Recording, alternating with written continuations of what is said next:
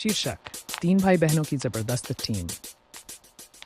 पात्र अहमद साल, बड़ा भाई समझदार और जिम्मेदार 8 साल, बीच की बहन रचनात्मक और बुद्धिमान हसन, सबसे छोटा शरारती मगर मास। कहानी की शुरुआत एक सुंदर गांव में अहमद, आलिया और हसन अपने मम्मी पापा के साथ रहते थे। तीनों का स्वभाव अलग था, लेकिन वे एक दूसरे से बहुत प्यार करते थे।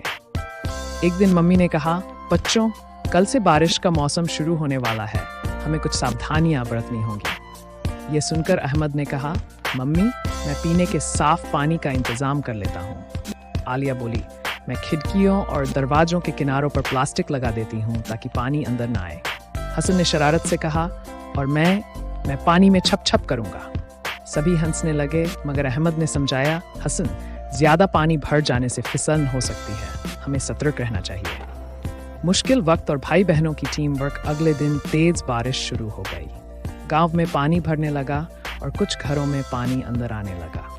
अहमद ने अपने भाई बहन को इकट्ठा किया और कहा, हमें टीम की तरह काम करना होगा।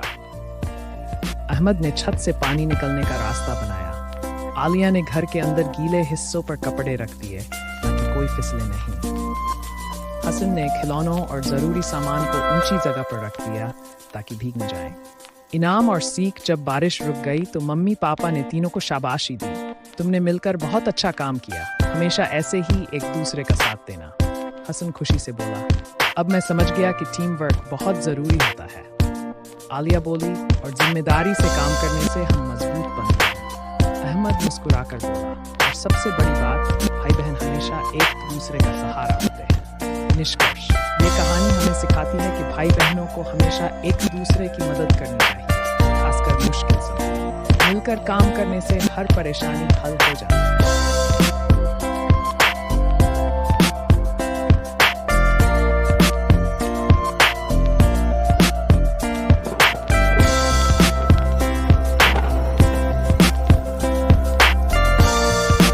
रमज़ान अल मुबारक एक रूहानी सफ़र। मगरिब की अजान की गूंज के साथ ही आसमान सुनहरी रोशनी में नहा गया। ये रमज़ान अल मुबारक की पहली शाम थी, एक ऐसा महीना जिसका बेसब्री से इंतज़ार किया जाता है। खजूरों की मिठास और इबादतों की रूहानियत फ़िज़ा में घुली हुई थी। ये सिर्फ भूख और प्यास सहने का महीना नहीं था, बल्कि ये तो अल्लाह से करीब होने और अपनी रूह को पाक करने का सबसे बेहतरीन मौका था। एक छोटे से शहर में, जो हरी भरी पहाड़ियों के बीच बसा था, अहसन नाम का एक नौजवान रमज़ान का शिद्दत से इंतज़ार कर रहा था। हाल ही में उसकी नौकरी चली गई थी और घर की जिम्मेदारियां उस पर भारी पड़ रही थीं। लेकिन जैसे ही रमज़ान का चाँद निकला, उसके दिल में एक अजीब सा सुकून आ गया। उसे यकीन था कि यह बरकत और रहमत का महीना है और अल्लाह हमेशा अपने नेक बंदों की मदद करता है। पहली सहरी पर अहसन अपनी अम्मी के पास बैठा। अम्मी ने उसके सामने गरम रोटी, खजूर और दूध रखा। प्यार से समझाते हुए बोली, बेटा, रमज़ान सिर्फ भूख प्यास सहने का नाम नहीं है, बल्कि यह अपने दिल को साफ करने, सब्र करने और अल्लाह की रहमत पाने का महीना है। दिन चढ़ते ही अहसन पास की मस्जिद चला गया, जहां वह गरीबों में खाना बांटने में मदद करने लगा।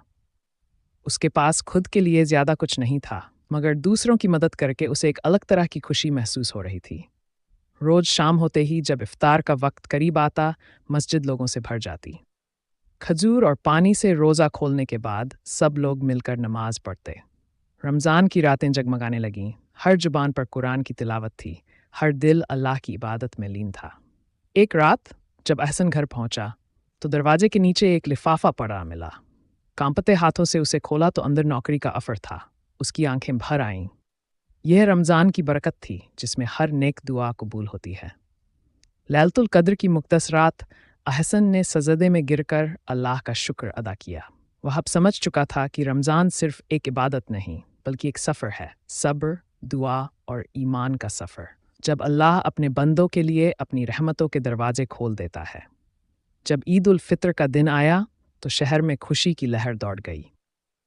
मगर अहसन के लिए असली तोहफ़ा यह था कि उसने रमज़ान से जो सीखा, उसे अपनी ज़िंदगी का हिस्सा बना लिया। उसने दिल में पक्का इरादा कर लिया कि वह इस पाक महीने की सीख को हमेशा याद रखेगा और हर दिन अल्लाह की रहमत के करीब रहने की कोशिश करेगा। सुंदर बिल्ली के बच्चे की कहानी। ठंडी सर्दियों की रात थी। एक छोटा सा बिल्ली का बच्चा जिसका नाम लिली था सड़कों पर भटक रहा था। उसकी मुलायम सफ़ेद फर धूल से गंदी हो गई थी और उसके नन्हे पंजे थकान से दुख रहे थे। वह रास्ता भटक गई थी और नहीं जानती थी कि कहाँ जाए। वह एक दुकान के दरवाजे के पास सिकुड़ कर बैठ गई। तभी एक बुजुर्ग आदमी ने उसे देखा। उन्होंने झुककर उसे धीरे से उठाया और अपनी गर्म शॉल में लपेट लिया। बेचारी नन्ही जान, तुम तो ठंड में ठिठुर रही हो, उन्होंने प्यार से कहा। वह उसे अपने घर ले गए, उसे गर्म दूध पिलाया और उसके फर को अच्छे से साफ किया। थोड़ी ही देर में लिली बर्फ की तरह चमकने लगी। वह खुशी से म्याऊं करने लगी क्योंकि वह पहली बार सुरक्षित महसूस कर रही थी। उस रात के बाद लिली को एक प्यार भरा घर मिल गया और बूढ़े आदमी को एक प्यारा साथी जिसने उनकी जिंदगी में खुशियां भर दी। कभी कभी सबसे छोटे जीव सबसे बड़ी खुशी लाते हैं।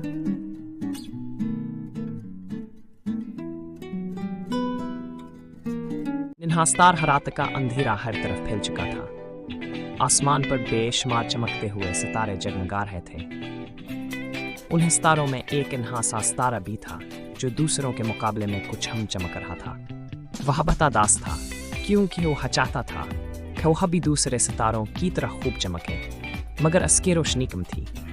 निन्हे सितारे ने अपनी परेशानी चांद से बयान की। चांद मामो, मैं भी खूबसूरत और चमकदार बनना चाहता हूँ, मगर मेरी रोशनी इतनी धम क्यों है?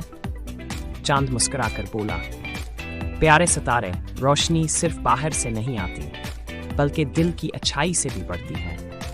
अगर तुम अच्छे काम करोगे, दूसरों की मदद करोगे, तो तुम्हारी चमक खुद ब खुद बढ़ जाएगी। निन्हे सितारे ने चांद की बातों गौर से सुनिया और फैसला किया कि वो हनीकी के काम करेगा।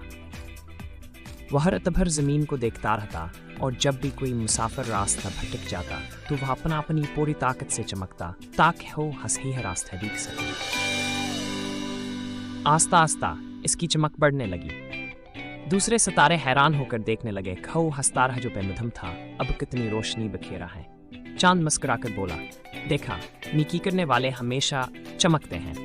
निन्हा सितारा बहुत खुश हुआ क्योंकि अब वो जान चुका था कि असल खूबसूरती जाहिरी चमक में नहीं बल्कि अच्छे कामों में है। सबक, अच्छे काम करने से इंसान की इज्जत और रोशनी खुद ब खुद बढ़ जाती है।